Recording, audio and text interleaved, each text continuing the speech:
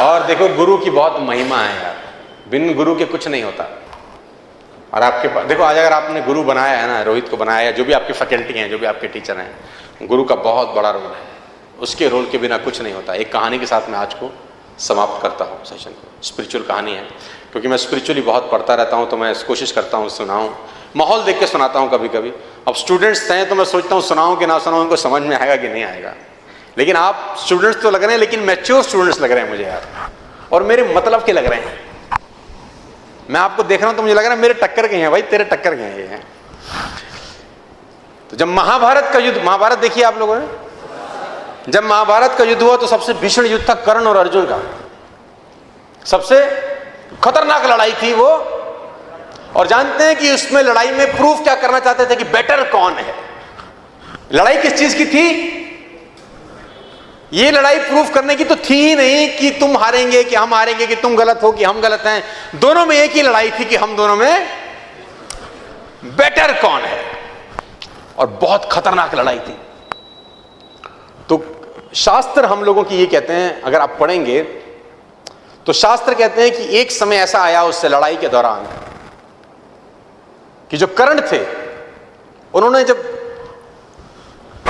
तीर चलाया, जिसको बोलते हैं एरो, और वो तीर जब अर्जुन के पहिए में जाके लगा, तो शास्त्र ये बोलते हैं कि अर्जुन का जो रथ था, जिसपे भगवान कृष्ण खुद विराजमान थे, उनका रथ 3 कदम पीछे खिसक गया। इतनी शक्ति के साथ उसने बाण मारा। कितना फीट पीछे गया?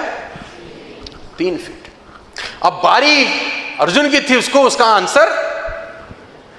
अब अर्जुन ने भी बाण लगाया, और जब वो बाण कर्ण के पहिए पे लगा तो उसके घोड़े जो उस रथ को खींच रहे थे 7 कदम पीछे ले आए। वो इतनी शक्ति के साथ बाण लगा।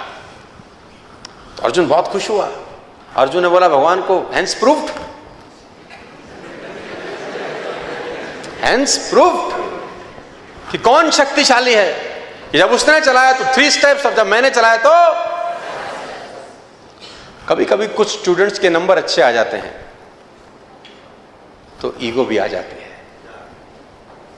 कभी कभी देखो, नंबर अच्छे लाना और लाते रहना में अलग अलग बातें हैं। लाना और लाते रहना दोनों अलग अलग बातें हैं। तो यहां पर गुरु का रोल शुरू होता है। यहां गुरु उसको बताता है कि नहीं, ऐसा नहीं है, ईगो की जरूरत। उसने बोला देख मैंने तो मारा ना, देखो मारा तो 7 कदम, उसने मारा तो 3 कदम, तो प्रूफ हो गया, हेंस प्रूफ, थ्योरम सॉल्व। उसने बोला नहीं नहीं, तू समझ नहीं रहा, तू वो देख रहा है जो तुझे दिखाई दे रहा है, तू वो देख ही नहीं रहा जिसके पीछे का खेल है। उसने बोला इसके पीछे का क्या खेल है? उसने बोला इसका पीछे का खेल मैं तुझे बताता हूं कि तेरे रथ पे मैं बैठा हूं, पूरी दुनिया का भार लेके, और तेरे रथ पे एक और शक्ति विराजमान है जिसको बोलते हैं बजरंग बली, है ना, और उनकी ध्वजा में विराजमान थे। और ये वो बजरंग बली हैं कि जिनकी पूंछ तेरा भाई हिला नहीं सका था, जिसको तुम भीम बोलते हो।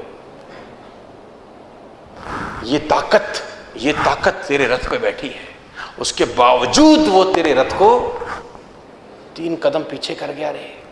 और तुझे भरोसा नहीं हो रहा तो ये देख। फिर भगवान ने कुछ ख्याल किया, कहते हैं हनुमान, शास्त्र कहते हैं कि हनुमान जी को इशारा किया, हनुमान जी गायब हो गए। भगवान ने अपने आप को भार विहीन कर लिया। अब जब कर्ण ने अगला तीर चलाया तो उसका तीर रथ को आकाश में ले गया। तो भगवान ने बोला इसीलिए गुरु की जरूरत रहती है कि चेला